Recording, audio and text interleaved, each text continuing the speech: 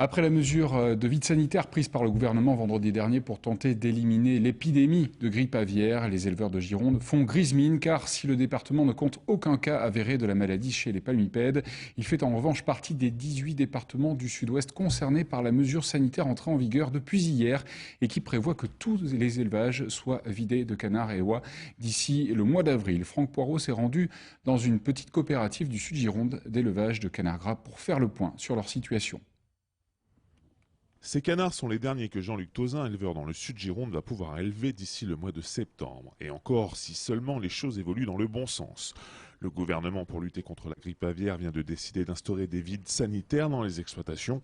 Concrètement, les éleveurs ne peuvent plus être réapprovisionnés en canetons pour les élever. Jean-Luc Tauzin en élève 3500 par an. Mais début avril, ces canards seront abattus. Il n'en aura plus sur son exploitation. Voilà, c'est pratiquement les derniers. J'en ai encore un lot dans une poussinière, mais c'est les derniers, quoi.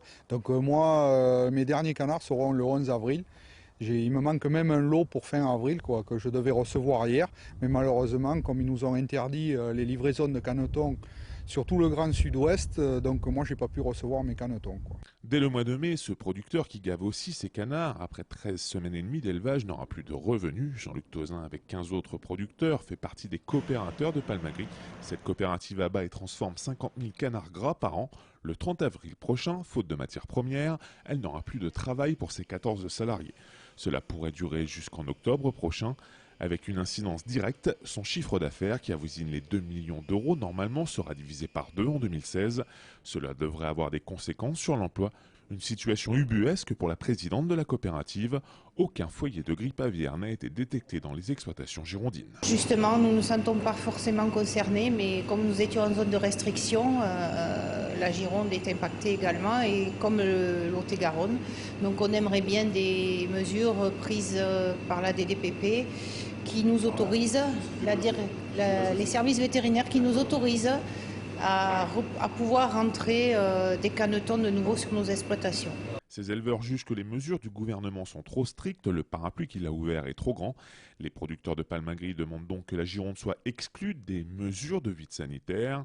Une mesure incomprise par ces petits producteurs. Leurs canards passent leur vie dans une seule et même exploitation, contrairement à d'autres modes de production. Il n'y a donc pour ces producteurs aucun risque sanitaire.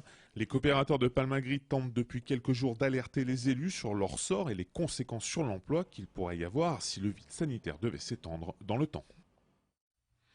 Et une filière qui se serait peut-être bien passée dans ce contexte de grippe aviaire, de l'intervention de Pamela Anderson, oui, la star d'Alerta Malibu, désormais militante de la cause animale, venue aujourd'hui devant l'Assemblée nationale tenir une conférence de presse pour dénoncer le gavage des volailles en présence de Laurence Abeille, une députée Europe Écologie Les Verts, qui présente également un projet de loi visant à promouvoir l'interdiction du gavage à la source du foie gras. Le canard, à l'origine, développe une poche.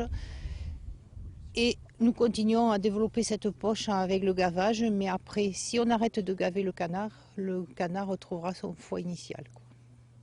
Donc c'est un phénomène naturel que vous avez. C'est un phénomène naturel. Simplement. Voilà. Il n'y a rien de... Donc toute cette polémique n'a pas lieu d'être pour vous? Non, pas du tout. C'est notre métier, on sait ce que l'on fait, on ne maltraite pas nos animaux. Vous pouvez vous en rendre compte sur nos exploitations, ils n'ont pas l'air de souffrir de maltraitance. Et en salle de gavage, je n'ai pas l'impression qu'ils soient maltraités pour autant. Voilà un dossier que l'on suivra.